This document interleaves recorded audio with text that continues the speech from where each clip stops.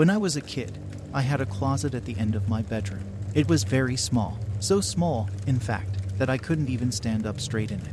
I hardly ever went in it. I didn't mind living with it though. Nothing creepy ever happened in there, at least not until one night. I was in bed one night when I was startled out of sleep by a sound.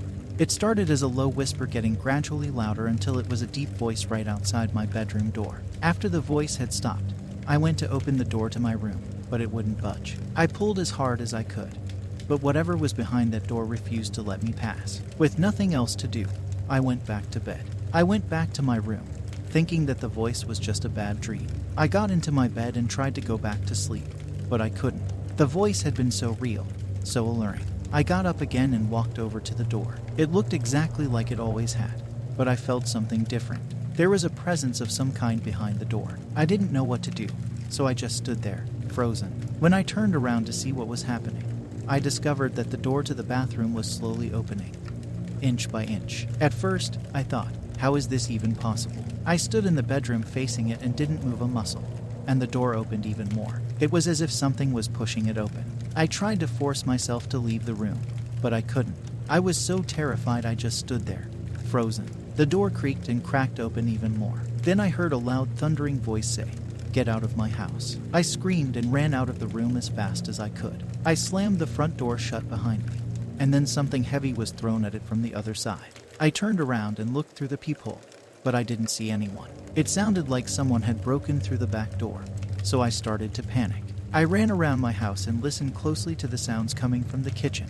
It sounded like someone was running around in circles and banging on the walls. I swear I saw an evil presence in my kitchen. My door was closed and it was as if someone were looking at me. The strangest thing is that I saw it with a similar feeling and sense of panic when I saw it in the living room.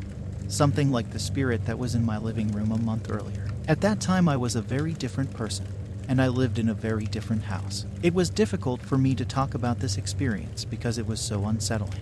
And the oddest part was that then as now, I couldn't agree with myself whether it had really happened. This is not, of course, my first ghost story. One of my earliest memories is of being told by my father, a man of deeply Christian beliefs, that ghosts were real, that they were souls not cleansed by the blood of Jesus, and that we should never, ever try to communicate with them. He said this one evening when my sister and I interrupted his dinner to ask him to come upstairs. Our bedroom had just filled with an extraordinary cry, a sound both human and animal, and we were frightened. There was nothing inherently terrifying about this sound. In fact, it was not even loud. But there it was, the unmistakable cry of something in pain and terror. A cry so pitiful that it seemed to pierce the walls and ceiling of our house, as if it were a living thing trying to burst through the wood and plaster. We were convinced that a ghost had passed through, and it had left something behind. We all agreed that my father should investigate, so he came upstairs and turned on a light. An oddity of our house was its attic door. It was at the end of the master bedroom closet, hidden behind an old dresser and long forgotten by everyone but us kids. My father opened the closet door and flipped the switch. A sliver of light shot up into the attic, illuminating the gray wooden stepladder that led up there. In those days, houses didn't have central heating, and ours was no exception. The small heaters we had left no mark on the chilly air that had descended on our bedroom. He climbed up, and we heard nothing for a moment. We stood at the landing, shivering and listening. The noise came again, a deep, horrible screaming that made me bury my head in my sister's shoulder. My father's expression was serious as he crossed himself and said a small prayer. My father then told us to go to bed, and we never spoke of the noise again. One day I was out back in the shed when I saw my neighbor's son standing next to the shed. But he wasn't really there.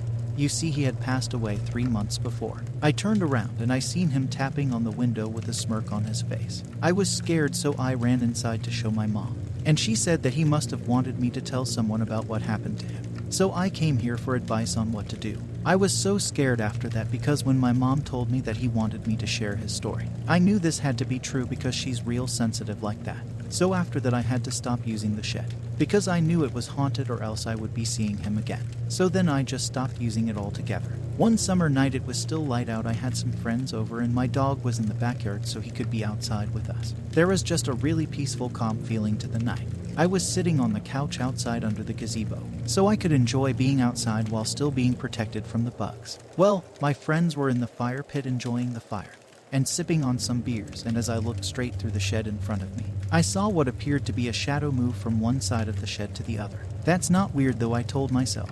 I'm sure it's just a trick of light. So, I continued to look through. But then out of the corner of my eye, I saw what looked like a black, smoky finger touch the gate that was about 10 feet away from me. Friggin' night terrors. This isn't happening, I told myself. I'm freaking out by myself. What's happening to me? No one else can see this. So I walked to the shed, which is about 30 feet from where I'm sitting. And I'm looking in and out of the shed and I see nothing.